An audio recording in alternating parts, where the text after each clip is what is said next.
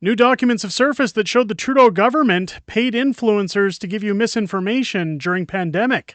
Let's get into it.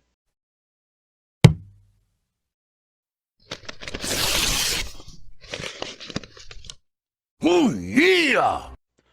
What's going on, ladies and gentlemen? Welcome back to The Fringe. I hope you're having yourselves a lovely week as we head back into our final week before Christmas, before everybody goes haywire and looks at their credit card bills and realizes all the debt they've accumulated.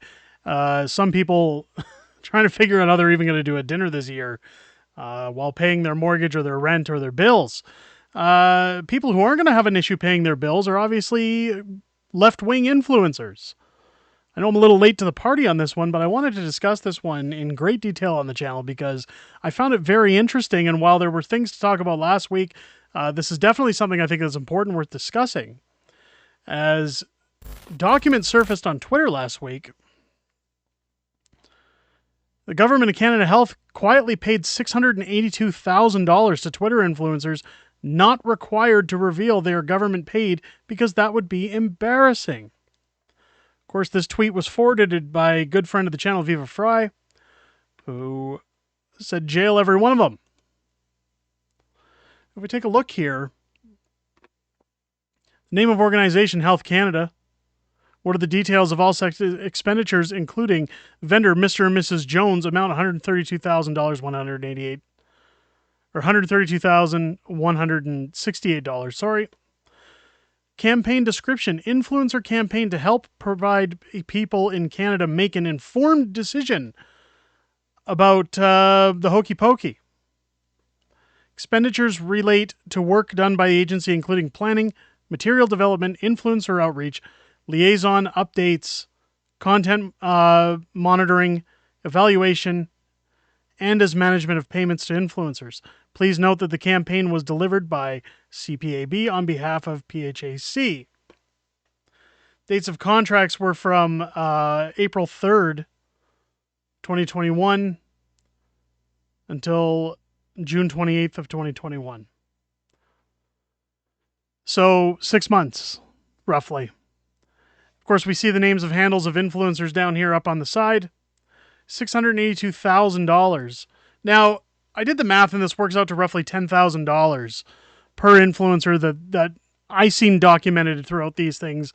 That brings to light just what was paid. Now, if you looked at what people were saying, now keep in mind the divisiveness that was caused during the pandemics in Canada.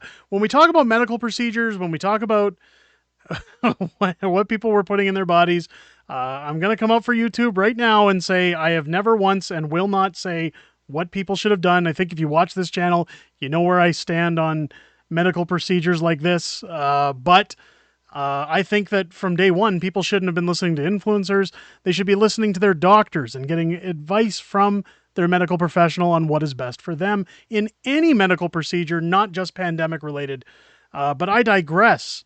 The problem when you listen to influencers, like myself, are that you have to take people at their word. This is why when you watch YouTube videos, anytime people are doing videos, they're usually instructed to say paid for by outside sponsorship or I guess what do they usually say, paid promotion or usually people have to tell you by means of paid promotion that they're somewhat being told to give you an opinion based on the money they were given or the product they were given when it comes to a review, when it comes to information. And of course, as it says here, they were not required to reveal what the government paid them. That's a huge problem. When you remember Justin Trudeau campaigning for his federal re-election when he got his minority government, he had his infamous video where he was standing in Calgary saying, you don't want to get on a train or a plane or sit next to unvaccinated people. For months, we were called dirty. We were told we were a small fringe minority. We were told that we were unacceptable, that we held unacceptable views, that we were horrible people. I know handfuls of people who had controversies in their families, who lost friends. I was one of the few who lost friends over views during the pandemic because, again, I stuck to my principles. I said how I felt. Some people didn't like that. A lot of people said, to each their own, but there were some who said, I can't get on board with your views. I don't like the way you're looking at things. I've even had at one point family members who said, I'm not going to come around if you're not doing medical procedures. We see in some provinces like British Columbia where you're still not allowed to work at certain jobs if you haven't undergone medical procedures. Now, again, this is all stuff that has to be sorted out in the legal system.